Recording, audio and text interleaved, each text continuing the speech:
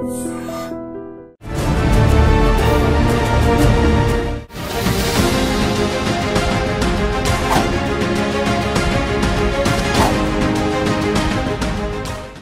To crime analysis. Delhi liquor కేసులో arrest అయిన MLC కవిత ED అధికారి ముందు ఈరోజు మరోసారి హాజరయ్యారు. ఇవాళకి 5వ రోజు కావడంతో ఈరోజు సాయంత్రం వరకు విచారణ కొనసాగుతుంది. ఈ రోజుతో పాటు రేపు కూడా విచారిస్తారు. 23వ తారీఖున తిరిగి కోర్టు ముందు హాజరుపరిచే అవకాశం ఉంది.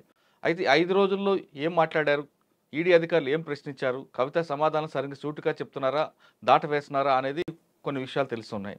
అయితే ఈడీ దగ్గర ఉన్న సెక్షన్ 50 ప్రకారం అబద్ధం చెప్పినా లేదు తెలియదని చెప్పినా రెండు కూడా నేరంగానే పరిగణిస్తారు. కాబట్టి కవిత ప్రశ్నలు ఏ విధంగా దాటికి తట్టుకుంటున్నారనే విషయాన్ని మరికొంత సమాచారం వచ్చే అవకాశం ఉంది. మరోవైపు ఈడీ తన ముందు హాజరు కావాలంటూ సోమవారం నాడు ఖచ్చితంగా హాజరు కావాలంటూ కవిత భర్త అనిల్తో పాటు కవిత అసిస్టెంట్లు కూడా నోటీస్ ఇచ్చింది. కవిత అసిస్టెంట్లు హాజరైనా కానీ అనిల్ మాత్రం ఇంతవరకు హాజరు కాలేదు.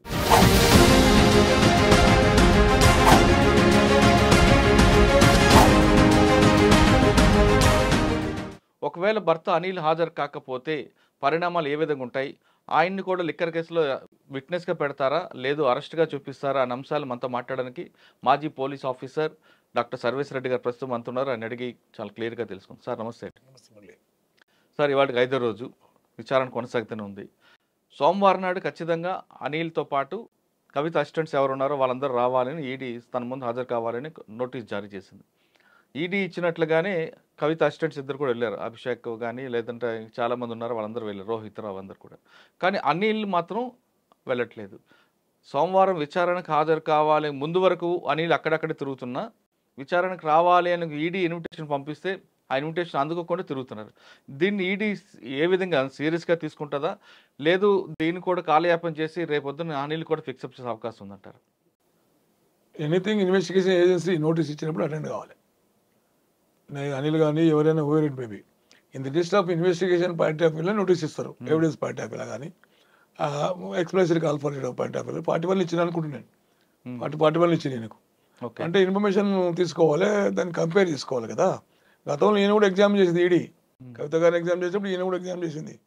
ఇప్పుడు కొత్తగా వచ్చే అంశాలు ఏమైనా వస్తే మెడకు పడుతుందా మనీ లాండరింగ్ దాంట్లో రావడానికి ఛాన్సెస్ ఎక్కువ అనేది టాక్. ఎందుకంటే ఈజ్ హ్యావింగ్ ఇండస్ట్రీస్ ఉన్నాయి, సాఫ్ట్వేర్ ఇండస్ట్రీలో 18 ఇండస్ట్రీస్ ఉన్నాయి. ఈయన పేరు కానీ బినా పేరు కానీ 8 నుండి 10 ఇండస్ట్రీస్ ఉన్నాయి. దాంట్లో ఫండ్స్ ఎట్లకెళ్ళి వచ్చినాయి. ఇప్పుడు మనీ లాండరింగ్ అంతా ఫండ్స్ గురించే మాట్లాడి కేసులో 100 కోట్లు ఈ అనిల్ కంపెనీ నుంచే ట్రాన్స్ఫర్ అయ్యి అనేది ఒక వార్త ఉంది. అందులో దాని బేస్గా అనుకోవచ్చా లేదు గతంలో మీరు చెప్తున్నట్లుగా ఈడీ చాలాసార్లు ఈడీ సిబిఐ ఇన్కమ్ ట్యాక్స్ అందరూ ఎంక్వైరీ చేశారు కాబట్టి కొత్త విషయాలు ఏమైనా బయటకు వస్తే దాని ఇన్ఫర్మేషన్ కోసం అనుకోవచ్చా? ఈ ఎస్టాబ్లిష్మెంట్ ఆఫ్ కంపెనీస్కు సోర్స్ ఎక్కడికి వెళ్ళి వచ్చిందని కూడా వెరిఫై చేస్తారు. తర్వాత 100 కోర్స్ ఆడికి వెళ్ళి పోయింది అనేది ఒకటి ఉంది. అంతే, ఆ 100 కోర్స్ అక్కడికి వెళ్ళి కంపెనీకి వెళ్ళి పంపించిండ్రు అనేది ఉంది. అది ఎంక్వైరీ చేస్తారు. మరి ఈయన బ్యాలెన్స్ షీట్ కూడా చూస్తారు, ఎన్ని వచ్చినాయి ఎన్ని పోయినాయి ఎక్కడికి వెళ్ళి వచ్చినాయి మెయిన్. అందుకొరకు అనిల్ అనేది చాలా క్రియాశీలకంగా మారిండు. ఇప్పుడు ఆయన మొన్నటి వరకు అయితే మేడంలోనే ఈయన బయట చేతులు కట్టుకొని తిరుగుతున్నాయి ఆఫీస్ ముందు అక్కడిక్కడ. ఆల్ ఆఫ్ ఎ సడన్ మండరా వంటకి అయిపోయిందంటే దేర్ మస్ట్ మేము జనరల్గా పోలీసులు ఏం చేస్తామంటే అఫెన్స్ అయితే సస్పెక్ట్ ఇంటికి వెళ్ళిపోతాం స్ట్రైట్గా. అక్కడ లేడనుకో ఈయన చేసినది మేము ప్రెజ్యూమ్ చేస్తాం, సెల్ఫ్ ప్రెజ్యూమ్ మేమే ఊహించుకుంటాం, అది పక్క చేసి లేకపోతే ఎందుకు పారిపోతాం. కరెక్టే కదా.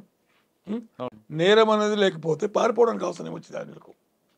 ఆయనకు కేబుల్ పని మెకానికల్ ఇంజనీరు, చదువుకున్నోడు, సంస్కారం ఉన్నోడు, ఏం నోరిపి మాట్లాడినోడు ఎలా ఎట్లా పారిపోతాడు?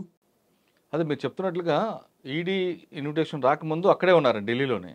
ఇన్విటేషన్ ఆల్రెడీ ఈడీ చెప్పింది ఈరోజు సాయంత్రం 6 గంటల నుండి 7 గంటల వరకు కుటుంబ సభ్యులు కలవచ్చు అని. మరి ఆయన భర్తగా ఆయన కలవకుండా ఈడీ నోటీస్కి హాజరు కాకుండా ఎస్కేప్ అవ్వడం అనేది మనం ఏ విధంగా అర్థం చేసుకోవాలి? అంటే ఇది బాధ్యత రాహిత్యం. మీరు కరెక్ట్ అన్నారు. హస్బెండ్గా వాట్ ఎవర్ ఇట్ ఈస్ నేరం ఉండని లేకపోని యూ టు అటెండ్. అక్కడ నీ ఫెయిర్నెస్ కనిపిస్తుంది, ఇక్కడ ఫెయిర్నెస్ కనపడతలేదు. ఫెయిర్నెస్ ఎందుకంటే భార్యలో ఉన్నప్పుడు నిన్ను పిలిచినప్పుడు సంతోషంగా పోవచ్చు కదా.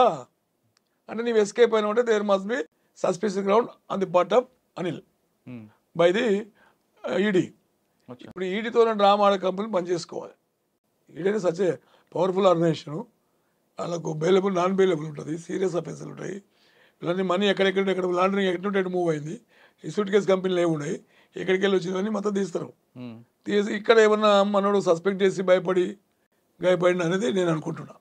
సాధారణంగా భార్యాభర్తలు కానీ ఒక కేసులు ఇరుక్కుంటే పోలీసులు ఏం చేస్తుంటారు, తీసుకొచ్చి భార్యనో భర్తనో ఎవరినో ఒకరిని ముందు మీ Statement గ్రిప్లో record చేస్తారు. తీసుకొచ్చారు, అవును. తీసుకొచ్చి సముదాయించి ఇద్దరు ఎవరినో బ్రేక్ చేస్తారు. ఆ తరహా జరగవచ్చు అని అనిల్ భావించవచ్చా? అదే నేను అంటున్నా. ఈమె స్టేట్మెంట్స్ ఇచ్చినప్పుడు వాళ్ళు అడిగిన ఎగ్జామ్స్ క్వశ్చన్ స్టేట్మెంట్ ఇచ్చింది.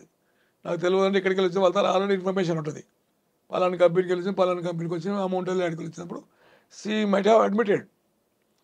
దీన్ని కాంట్రడిక్షన్స్ వెరిఫై చేసుకోవాలి. మరి ఈయనకేం సంబంధం అనడానికి లేదు. ఇప్పుడు ఒకటే ఇల్లు, వైఫ్ అండ్ హస్బెండ్, క్రైము, ఈయన ఢిల్లీ కొన్ని సందర్భాలు ఉన్నాయి, ఇద్దరు కలిసిపోయిన సందర్భాలు ఉన్నాయి. ఈ రామచంద్ర పిల్ల ఇంటికి వచ్చి మాట్లాడిన సందర్భాలు ఉన్నాయి. ఆ పని పిల్లలతో సహా అందరూ చూసిండ్రు. వాళ్ళ ఫోన్లు తీసుకొని మాట్లాడినప్పుడు మళ్ళీ ఈయన ఫోన్కి వెళ్ళి ఏమైనా మాట్లాడినా ఇవన్నీ హ్యాస్ టు వెరిఫై. అవి వెరిఫై చేయడానికి అనిల్ కోఆపరేట్ చేయాలి. నువ్వు నిర్దోషం అయితే బయటకు వస్తావా కన్నెముతల్లాక? పారిపోతే చాలా మందికి అనుమానం వస్తుంది. ఇన్వెస్టిగేషన్ ఏజెన్సీ అనుమానిస్తుంది జనరల్గా అక్యూజ్ నేరస్తుని కింద ట్రీట్ చేసినప్పుడు. మరి వాళ్ళకి తప్ప అటెండ్ కాదు పోతలేమంటే ఇన్ ద మీన్ టైం మళ్ళీ ఒకటి ఏంటంటే ఆ కోర్టులో పిటిషన్ వేసిండ్రు, ఈడీ వాళ్ళు టార్చర్ చేస్తున్నారు, కొడుతున్నారు అవి అని. కొడుతున్నప్పుడు మెడికల్ బోర్డు రెఫర్ అయితే కదా, మెడికల్ రెఫర్ చేసుకోను. అంటే కొడుతున్నారని కాదు కానీ టైంకి ఇన్వెస్టిగేషన్ చేయట్లేదు, ప్రాపర్గా చేయట్లేదు, ప్రొసీజర్ ప్రకారం ఫాలో అవ్వట్లేదు, సుప్రీంకోర్టు గైడ్లైన్స్ ప్రకారం వెళ్లాల్సిందంటూ ఆమె 255 పేజీలు ఒక పిటిషన్ వేశారు. సుప్రీంకోర్టు గైడ్లైన్స్ ఇన్వెస్టిగేషన్ చేయొద్దని ఏం లేదు కదా. ఈ టైంలో ఇది అడుగు, ఈ టైంలో లేదు కదా. It is depend upon conveyance. ఇంతకుముందు స్టేట్మెంట్లు ఏమున్నాయి, దాన్ని వెరిఫై చేసిన గ్యాప్ ఉంటుంది, చదువుకొని మళ్ళీ అడుగుతారు. అట్లా మళ్ళీ కోర్టులో పిటిషన్ కొట్టిందని వేసినప్పుడు refer to the medical board, medical certificate తెప్పి. అంటే ఆమెను కొట్టారని కాదు, గతంలో ఒక వ్యక్తిని కొట్టారు, ఆయన చెవు పోయింది అనేది, ఆయన చెవు పోయింది, అది ఆయన కొడితే ఈమెకేమైంది? అవును బాబు, ఆయన కొట్టిండ్రు, మరి నీవెందుకు ప్రెడిక్ట్ చేస్తున్నావు? అంటే అటువంటి ఆ తరహా ఇంటరాక్షన్ జరగకూడదని ఆమె ముందు. అవును పోయి థర్డ్ డిగ్రీ యూజ్ చేయొద్దు అనేది లా సేస్. అవును, మరి వాళ్ళు థర్డ్ డిగ్రీ యూజ్ చేస్తున్నాడు, నీకైతే యూజ్ చేయలే కదా. చేయలేదు. ఆయన కొట్టినది కూడా what is the evidence with you? వాళ్ళు కూడా అలిగేషన్ ఉండొచ్చు కదా. అంత ఈజీగా హీనియస్గా ఇన్వెస్టిగేషన్ ఏజెన్సీ ఈ ఐఆర్ఎఫ్ కేసులు, చిన్న కేసులు ఏమన్నా తప్పు చేయొచ్చు కానీ ఇటు చేయరు. ఎందుకంటే లాట్ ఆఫ్ ఒక జ్యుడిషియల్ ఇన్వాల్వ్మెంట్ ఉంది. మరి నువ్వు పిటిషన్ వేసినప్పుడు నీకేమైనా టార్చర్ చేసినా క్వశ్చన్స్ అంటే గ్యాప్ ఉండొచ్చు. మళ్ళీ ఒక గంట కొట్టాడతారు, ఇంకో గంట కొడతారు, దాన్ని చూసుకొని మళ్ళీ రికార్డు వెరిఫై చేసుకుంటారు. ఈమె కోఆపరేట్ చేస్తున్నదే వాళ్ళ వాదన. ఎస్ నో నాకు తెలియదు, అవును ఉంటే ఉండొచ్చు, లేకుండా లేదు, ఇవన్నీ ఆన్సర్స్ కావు. మర్చిపోయాను, ఆలోచించి చెప్తా, ఎలా కాదు రేపు చెప్తా అని నీవే అంటావు. మరి ఎప్పటివరకు ఆగాలి కదా. మా గైడ్ లైన్స్ ఏమున్నాయి, కంటిన్యూ చేసుకునే వాళ్ళ లేదు కదా. లెబోరియస్ టైం ఉంటుంది వీళ్ళకు.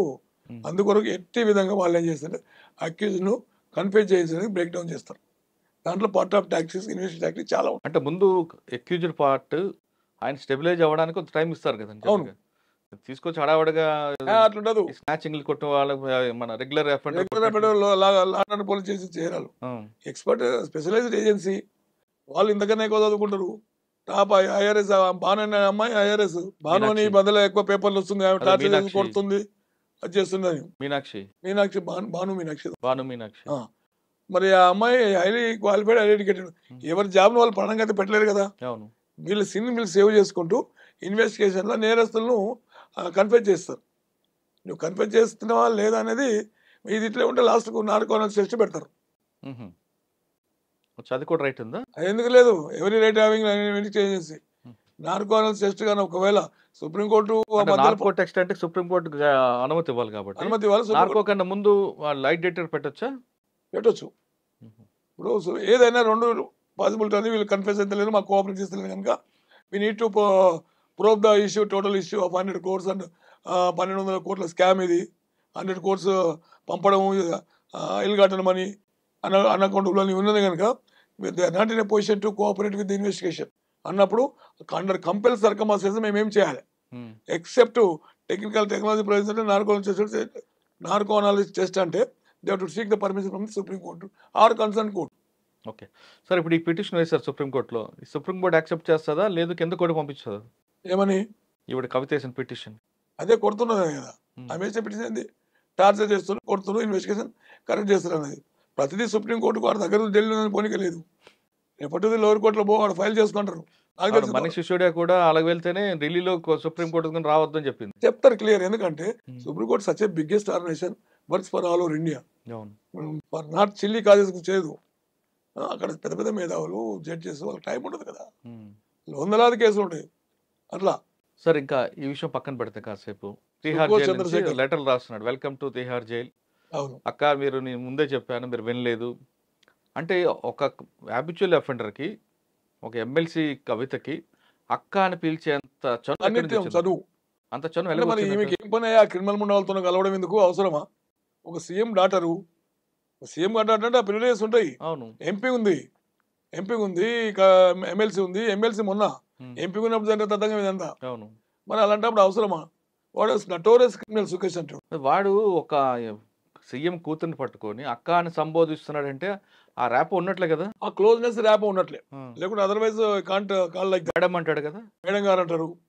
మేడం గారు లేదు కదా, మేడం గారు లేదు అక్క అమ్మ అని వెల్కమ్ అంటాడు. టు అంటున్నాడు. మన ఫేస్ టు ఫేస్ మాట్లాడుకుందాం అంటున్నాడు. ఉమ్, ఆ, రకరకాలుగా వాడు is notorious criminal, hails from Bengaluru. Um, వాడు 17 సంవత్సరాల లోపే బెంగళూరు కమిషనర్ సంతకం ఫోర్స్ చేసి లెటర్ తీసుకున్నాడు.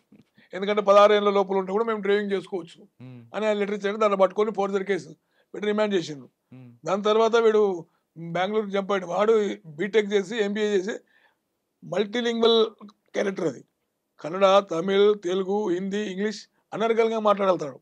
ట్రాప్ చేస్తాడు. అంటే కమ్యూనికేషన్ స్కిల్స్ మంచిగా, how to trap the other fellow అని. ఉమ్. అలాంటి క్యారెక్టరు వాడు ఇన్వెస్ట్మెంట్ కంపెనీని పెట్టి 2,000 కోట్లు ముంచిండు. ఇన్వెస్టిగేషన్ కంపెనీని పెట్టిడు. సార్ ఇప్పుడు ఇంకోటి అటువంటి అంటే సీఎం సన్ అంటాడు. ఉమ్, అక్కడ కర్ణాటక సీఎం సన్ అని చెప్పి ఆడో 200 కోట్లు. తర్వాత ఇద్దరు సినిమా యాక్టర్లకు ఇది చేసిండు. చేసుకుని ఆమెను ప్రయోగించి బలాభిమం చేస్తే లాస్ట్కు ల్యాండ్ బ్యాక్స్ కంపెనీ సర్దార్ జిల్లా కూడా వేసిండు. కాదు సార్, అంత నటోరియస్ వాడు ఈమెకెలా పరిచయం అయ్యాడు? ఒకవేళ పరిచయం అదే అయ్యాడు $1 మిలియన్ అనుకుందాం. ప్రశ్న. ఇప్పుడు సరే ఒకవేళ పరిచయం అయ్యాడు అనుకోండి, కొత్త వ్యక్తి పరిచయం అయినప్పుడు ఈమె హై ప్రొఫైల్ లేడీ ఈవిడ. అవు ఎవరైనా కొత్త వ్యక్తి పరిచయం అవుతున్నప్పుడు జనరల్ గా అడుగుతారు కదా, ఈ క్యారెక్టర్ అడుగుతారు, ఒక అన్ని అనాలిసిస్ చేసిన తర్వాతే వాడతారు. అవును బిజినెస్ అవును కానీ అవును. లేదా ఫ్రెండ్షిప్ కానీ చేస్తారు. మరి అంత గుడ్డిగా ఇలాగే నమ్మిందండి. గతంలో కూడా వాడు ఏం చేసిందంటే 5 గీ బాక్సులు వస్తున్నాయి ఏపీకి ముట్టియండి అని చెప్పేసి లెటర్ ఇచ్చింది త్రూ 5 అడ్వకేట్ ద్వారా. ఉమ్, గీ బాక్సులు అంటే మనీ అమౌంట్. ఆ ఏపీ అంటే అరుణ్ కుమార్ పిల్లే, రామచంద్ర పిల్లే. ఆయన ముట్టించిందని చెప్పిండు. అది ఎంక్వైరీ చేస్తున్నావు. ఇది క్వశ్చన్ లెఫ్ట్ ది ఈడీ. తర్వాత ఈయన ఇంకొక బాధ చెప్పిండు. వీళ్ళంతా చాలా ఇల్లుగాటని మంది సంపాదించి ఇది తీసుకెళ్ళి అక్కడ జర్మన్ దగ్గర ఒక ఊర్లో ఒక టౌన్షిప్లో పెట్టారు. తర్వాత హాంకాంగ్లో పెట్టారు, సింగపూర్లో పెట్టారు అని చెప్పి ఆరోపణలు ఏమన్నా లెటర్నే ఉంది అది. ఉమ్, ఆ, అదే ఎంత సాన్నిధ్యం లేకపోతే who is this fellow? Is a notorious criminal. You can do anything. 18 luxuries కాళ్ళు ఉన్నాయి అంత పెద్ద పెద్దవి, 4 కోట్లు 5 కోట్లు. ఉమ్, అలాంటి క్రిమినల్తో నీకేం సంబంధం తల్లి? నువ్వు ఎంపీ, గౌరవ పార్లమెంట్ సభ్యురాలవు, అవును. గౌరవంగా ఉండాలి. కానీ అగౌరవం ఉన్నవాళ్ళు క్రిమినల్తో కలవాల్సిన అవసరం ఉంది. అంత క్లోజ్ నెట్ లేకపోతే వాడు ఆ విధంగా సంబోధించడం జరగదు. ఆ విధంగా మనం ఎవడు నేను జైల్లో వాడికి పంపుతారు ఎవడన్నా లెటర్ ఇచ్చి, మా మురళి దీంట్లో ఇన్వాల్వ్ దాంట్లో అని మురళి గారు బాగుంటారా అన్నారు. వెరీ అవును. Highly possible. Um, there must be, I'm suspecting that there must be, she may have close report with the అనేది ఉంది. ఉమ్. మరి అది ఎంతవరకు ఈడీ పరిగణలోకి తీసుకుంటుంది అనుభవం వచ్చిన లెటర్ను? ఆ యాంగిల్ ఏమైనా వెరిఫై చేస్తారా? తర్వాత ఇక్కడ జర్మనీ హాంకాంగ్ ప్లస్ సింగపూర్ అనే దాంట్లో ఆ అమౌంట్స్ గురించి ఏమైనా ప్రోబ్ చేస్తారా ఉమ్. అనేది we have to wait and see. అది ఓకే. సార్ ఇంకొక విషయం, ఇదే లెటర్లో గతంలో ఇచ్చినప్పుడు కేటీఆర్ గారు స్పందించారు. ఒక క్రిమినల్ లెటర్ని మీరు ఎంత ఎక్స్పోజ్ చేస్తారా, వాడొక క్రిమినల్ అంటూ ఆయన దాడి చేశారు. ఇప్పుడు దీనికి ఏం సమాధానం చెప్తారు ఆయన? వీళ్ళు చెల్లె చేసే పని ఏంటంట, కేటీఆర్ వాళ్ళ ముందు వాళ్ళ సిస్టర్కి ఆన్సర్ చెప్పమని. వాడు క్రిమినలే, loafer criminal, notorious fellow, Topper international ఏదో డాన్, అనుకుందాం. Whatever it is. మంచిగానే కామెంట్ చేసిన brother. What about your sister? You should comment like that. ఇప్పుడు ఇక్కడ నీ సిస్టర్ మీద కామెంట్ చేయి. సంబంధం లేదు, అందుకే లేదు. ఎఫ్ఐఆర్ వీళ్ళు ఏమంటే వీళ్ళు ఎఫ్ఐఆర్ పేరు లేదు కదా. అరే ఓ రాంగ్ ఇన్ఫర్మేషన్ పట్టుకో. ఎఫ్ఐఆర్ పేరు లేనంత మాత్రాన నేరస్తుడు తప్పించుకొని పోలేడు కదా. అది క్లెవర్నెస్ ఆఫ్ అక్యూజ్డ్ పర్సన్ కింద వస్తుంది. ఉమ్. స్టేట్మెంట్లు వచ్చినప్పుడు ఆటోమేటిక్గా 216 సార్ యాడ్ చేస్తారు. కేటీఆర్ గారు బాగా చదువుకున్నారు, యుఎస్లో చదివారు. ఆయన చుట్టూ కూడా చాలా మేధావులందరూ ఉంటారు. ఎఫ్ఐఆర్లో పేరు లేదు, తన చెల్లిని అరెస్ట్ చేస్తారంటే ఒకటి, ట్రాన్స్జెండర్ వారెంట్ లేదు అంటే రెండో ఆర్గ్యుమెంటు. ఇటువంటివి ముందే తెలియదు అంటారు ఆయనకి? అవన్నీ ట్రాన్సాక్షన్ వారెంట్ కూడా ₹1,00,00,000 చేయకుండా విత్డ్రా కాదండి, చేసుకుని. ఇటువంటి చిన్న చిన్న విషయాలు తెలియదు, కామన్ సెన్స్ కదా ఇవన్నీ. అంటే ఇప్పుడు అక్కడ పవర్ ఉన్నప్పుడు పవర్ అన్నది కళ్ళు మూస్తుంది. పవర్ ఎప్పుడు అడమెన్సీ క్రియేట్ చేస్తుంది. ఆప్యాయతను అనురాగాన్ని ప్రేమ పెంచుకున్న లీడరే వీళ్ళు కంటిన్యూ ప్రజాస్వామ్యంలో జనభావంలో నీకు మిగిలిపోతారు. లేకుంటే రగిలిపోతూ ఇట్లా రగిలిపోతుంటాడు, లేని పోలిన దాంట్లో ఇరుకుతుంటారు. చుట్టూ ఉన్న లీగల్ అడ్వైజర్ చెప్పరా ఇటువంటి? నాకు అదే మిలడానికి ప్రశ్న ఉంది. 61 కింద నోటీస్ ఇచ్చినప్పుడు ఆయన అలర్ట్ చేయలేదు. అప్పుడు మన పేరు లేదు కదా, ఏమైతే నాకేం సంబంధం, ఎంత రాజకీయ కుట్ర అని పెద్ద పెద్ద స్పీచ్లు దంచే కదా పేడం గారు, అవునా కదా? అవును. మరి ఇప్పుడు ఏమైంది మరి? అదే మీరు ట్రాన్సిట్ వారంటూ 30 కిలోమీటర్ల వరకు ఉంది, అతను పోవాలని తీసుకుపోవాలి అని ఏదో చెప్పారు కదా, అవును. అది కోర్టులో ఫైల్ చేయని కోర్టులో తిడతారని చెప్పి విత్డ్రా చేసుకున్నాం. అవన్నీ రూల్డ్ అవుట్ చేసింది కోర్టు. అవును, నాకు విత్డ్రా వచ్చినది చేసుకున్నారు. కాదండి, ఇంత చిన్న జనరల్ పబ్లిక్ వేస్ట్ కూడా ఆఫ్ టైం చేయనికి లేదు కోర్టుది కూడా. జనరల్ పబ్లిక్ కూడా తెలిసినంత నాలెడ్జ్ మాకు మంచి మేధావి బాగా చదువుకున్న వ్యక్తికి తెలియదు అంటారా? లేదా తెలిసి కూడా అంటే అడ్డగోలుగా లీగల్ వాదిస్తారు? Knowledge is different from IT knowledge is different. IT వాళ్ళకి ఇవి తెలవాలని లేదు, ఒకవేళ చదువుకుంటే తెలుస్తుంది. చదువుకోవాలని ఆశ కానీ తపన కానీ. సరే, ఆయనకి తెలియపోవచ్చు అండి, మీరు అన్నట్లుగా ఐటీ సెక్టర్ నుంచి వచ్చారు కాబట్టి లీగల్ సబ్జెక్ట్ లేకపోవచ్చు. కానీ చుట్టూ చాలా న్యాయ కోవిదులు ఉన్నారు కదండి. న్యాయ కోదులు గణాలు గుణాలు అన్నీ ఉన్నాయి చుట్టూ. ఉమ్, మరి వాళ్ళకి తెలవాలి వాళ్ళు ఏం చెప్తున్నారు అనేది. ఒకవేళ చెప్పినా కూడా ఈయన వినే పరిస్థితులు ఉన్నారు. అయ్యుండొచ్చు. ఎందుకంటే ఇక్కడ అడమెన్సీ ఉంది బ్రదర్, మీరు అబ్జర్వ్ చేస్తలేదు. ఉహు. అడమెన్సీ వచ్చినప్పుడు కన్ను మూసుకుపోతాయి, ఎవ్వరు కనపడరు. అధికారమే ముందల డ్యాన్స్ చేస్తుంటది. అరెస్ట్ సమయంలో ఆయన అధికారం లేడు కదా. అధికారం లేకుండా ఇక్కడ మమకారం అనే పదానికి మీనింగ్ లేదు కదా, ఉందా? ఉమ్, వీళ్ళతో మమకారం అనే పేరు మతానికి పదానికి అర్థం లేదు. అడమెన్సీకి అప్పుడప్పుడు బయటకు వచ్చి ఇప్పుడు కూడా వాళ్ళు ఏంటి ఎట్లా యాక్ట్ చేస్తున్నారు Murali, as if they are in power అన్నట్టున్నారు. రేవంత్ రెడ్డి గారు వాళ్ళు సీఎం గారు మాట్లాడుతుంటే అసెంబ్లీలో ఇచ్చే రిప్లైలు కానీ, బయట ప్రెస్ మీట్లు కానీ, అంటే ఇది రాజకీయం నాకు సబ్జెక్ట్ సంబంధం కాదు కానీ ఉమ్, ఆ ఫోబియాలోకి వెళ్ళి బయటకు రాలే. ఇంకా అరే గవర్నమెంట్లో మేము ఓడిపోయాము, ప్రతిపక్షంలో ఉన్నాము అనే ఒక దాంట్లోకి రాలేదు వీళ్ళు. ఉమ్. జనజీవన సమంతలు కలవలే, అధికార సమంతలు ఇంకా ఉన్నట్లే ప్రగతి భవన్ ఉన్నాం అనుకుంటున్నారా? ఆ? ఇంకా ప్రగతి ఇంకా భవన్ స్టిల్ తయారైన ఇంకా ప్రభుత్వ భవన్ ఉన్నాను. ఇప్పుడు ప్రగతి భవన్ ఎప్పుడో అధోగతి భవన్ అయిపోయి ప్రజాభవన్ అయింది. అది ఉమ్. అంటే ఇంకా అందులో ఫస్ట్ ఉన్నాం డెసిషన్ అనుకుంటున్నారా? Taken by the CM. కాదు సార్, అందులోనే ఇంకా ఉన్నాం అనుకుంటున్నారా? దొరల పాలన పోయి ప్రజాపాలన వచ్చిందనే కదా తెస్తున్నాం అనేది, తెచ్చినాం అనేది. ఆ కడీలు అంతా తీసేసింది కదా ఫస్ట్ వస్తేనే. అవును. First decision taken by the ఆ గేట్లు ఆనరబుల్ తీసేసి. సీఎం అవును. రేవంత్ రెడ్డి. మరి నాకు అర్థం కాలేదా? అది ఎవరు పడితే నేను అట్లా వెళ్ళిపోతున్నా 2-3 సార్లు చూస్తా. అంతకుముందు ఆగాలంటే కూడా భయపడుతుండే, బండ్లు పోతుండే. ఇప్పుడు పోతున్నారు వస్తున్నారు. అంటే ప్రజలకు ఏం చేస్తాడో ఏమవుతుందని కాదు, ఒకసారి మేము సీఎం కలిసి వచ్చాం, ఎంతో కొంత రెస్పాన్స్ ఉంటుంది ఫీలింగ్ ఉంది. అవును. ఆ యొక్క హ్యాపీనెస్ ప్రజలు వచ్చింది. ఉమ్. అలాంటి దాన్ని ప్రజాపాలన డెమోక్రసీ. అబ్రహాం లింకన్ కు కరెక్ట్ పనికి వచ్చింది మా రేవంత్ రెడ్డి గారు. Is the people, by the people, for the people. అందుకొరకు ఇది సరే, ఒక విధంగా ఆయనకు టెన్షన్లు ఉన్నాయి, రకరకాల టెన్షన్లు పరిపాలనలో ఉన్నాయి. అది ఆయన అధిగమిస్తాడు, దానికి ఏం ప్రాబ్లం లేదు. Um. Revanth is a shrewd politician, అన్ని తెలుసు ఆయనకు మొత్తం. వీళ్ళు అనుకుంటే ఎవరైనా తప్పు ఆలోచిస్తే మొత్తం పప్పుల కాలేసినట్లే. సార్, ఫైనల్గా చెప్పండి, ఒకవేళ అనిల్ గాని ఈ రోజు కూడా రేపటికి కానీ హాజరు కాకపోతే, అంటే 23 వరకు కవితకి ఉంది కాబట్టి 23 తారీఖులో కానీ హాజరు కాకపోతే కవితలాగే ఆయన కూడా పికప్ చేస్తారా? లేదు మరొక నోటీస్ ఇచ్చి ఐపీసీ 174 కింద ఎవరికి మన ఢిల్లీ సీఎంకి ఇచ్చినట్లుగా కేజ్రీవాల్కు. ఆ, అవును, తమ సమాలు పట్టించుకోవట్లేదంటూ నోటీస్ తీసుకోలేదంటూ అవును, రిఫ్యూజింగ్ నోటీస్ అనేది క్రైమ్. అలా ఇస్తారా? లేదు కవితలాగే ఆయన కూడా పికప్ చేస్తారా? ఇప్పుడు ఎందుకు ఫస్ట్ ఇచ్చినప్పుడు has to give the reply Murali. నేను పలాందానికి పోయినా, పలాందాన్ని బిజీ ఉన్నా, నేను లేకుంటే అవంత ముందు కవిత మేడం గారు అంటారు, నేను ఎలక్షన్లో ఉన్నా ఇప్పుడు రాలేను, లేకుంటే నేను మీటింగ్లో ఇప్పుడు రాలేను అనుకుంటే ఢిల్లీలో పోయి మీటింగ్ పెడుతుంది. అట్లా అలాంటి రిప్లై ఏదో ఒకటి ఇవ్వాలి. ఇస్తే సాటిస్ఫై పెడతారు. సూచన తీసుకుని వాళ్ళు హెడ్ ఆఫ్ డిపార్ట్మెంట్లో కూర్చొని, sir is under circum is very busy, so he may become next notice ఇస్తాం సార్ అంటారు. ఇంకో నోటీస్ కూడా పంపుతారు, అది కూడా రేపించనుకో, అది separate crime. Compel circumstances he has to arrange, bring down to the ED office and exam చేస్తారు, తప్పదు. అది ఎస్కేప్ కానీ లేదు మురళి. ఇక్కడ ఇప్పుడు సూర్యకిరణం ప్రసరించడంతోనో ఇన్వెస్టిగేషన్ ప్రసరిస్తారు, అంత పవర్ఫుల్ ఉంటుంది ఇన్వెస్టిగేషన్. కాదండి, ఏం తప్పు చేయనప్పుడు మీరు అన్నట్లుగా పోయి నోటీస్ ఇచ్చి నాకు టైం కావాలని అడగాలి కదా. అది కరెక్ట్ పాయింట్ మురళి. నువ్వు నిర్దోషం అని, నీకు ఎలాంటి తప్పు లేదని, ఏ పాపాలో నాకు సంబంధం లేదని, ఏ దుష్టాంతంలో సంబంధం లేదని మనసులో ఆ భావనలు ఉంటే చక్కగా నోటీస్ తీసుకో, పోయి ఎక్స్ప్లెయిన్ చేయి. నా భార్య ఏం చేసిందో నాకు తెలియదని చెప్పు, లేకుంటే ఇద్దరు కలిసి చేసామని చెప్పు, నీకేం తోస్తే అది చెప్పురా బాబు. అదేం చెప్పకుండా నువ్వు కలగ్నగా అయిపోతుంది అంటే బెనిఫిట్ ఆఫ్ డౌట్ వస్తుంది, అరే చేసి ఉండొచ్చు అనేది వస్తుంది. అది కానీ ఒకసారి పోలీసులు కానీ ఈడీకి కానీ వస్తే అది కొంచెం కష్టమే. ఇప్పుడు ఆల్రెడీ వచ్చింది, వస్తే కష్టం కాదు, వచ్చింది. అవి ఏం వితౌట్ రిప్లై ఈజ్ అబ్స్కాండింగ్ అంటే అంటే పోలీసులు ఆ డౌట్ వచ్చిందంటే ఆటోమేటిక్గా డిఫరెంట్ ఆలోచిస్తారు, మ్మ్. స్మూత్ ఉండదు, డిఫరెంట్ యాంగిల్స్ ఆలోచిస్తారు కదా. అచ్చా. ఇప్పుడు ఒక నేరస్తుని రౌండప్ చేయాలంటే ఎన్ని పద్ధతులు అన్ని పద్ధతులు ప్రయోగిస్తారు. మ్మ్. ఆ పద్ధతుల ప్రకారం ఆయన పట్టుకొస్తారు, ఇక్కడ ఊనికి లేదు, మ్మ్. దేశం విడిచిపోతారని చెప్పేసి ఫస్ట్ అలర్ట్ చేస్తారు, ఎయిర్పోర్ట్లో అలర్ట్ చేస్తారు, ఈయన పాస్పోర్ట్ ఇది ఉన్నాడు పలానా నేమ్ పలానా కదా ఫోటో పెట్టి అలా ఈయన అడుగుని బ్లింకింగ్ వస్తుంది, పూనికి లేదు అదే పట్టుకొని వాళ్ళు హ్యాండ్ ఓవర్ చేస్తారు. మ్మ్. అట్లా ఎస్కేప్ అయి వేరే ఫారిన్ కంట్రీస్ పోయి వాడెవడు నీరవ్ మోడీ గానిలాగా లేకుంటే కింగ్ ఫిషర్ వాడినాడు లండన్లో పోయి ఉండి అక్కడ షెల్టర్ తీసుకుంటే ఇండియాకి పవర్ లేదు అనే కాన్సెప్ట్ అట్లా ఏమైనా ఆలోచించుంటే కూడా అడ్వాన్స్ ఉండి అట్లా ఆలోచిస్తే మాత్రం పోనీ ఏరియా ముందు ఎయిర్పోర్ట్లోకి వెళ్ళి పాస్పోర్ట్ సెక్షన్ ఉంటుంది, తర్వాత ఇమిగ్రేషన్ సెక్షన్ ఉంటుంది, దాంట్లో పట్టుకొని రిటర్న్ చేస్తారు. అందుకని వాళ్ళు ఆల్రెడీ అలర్ట్ చేస్తారు, మొత్తం అచ్చా.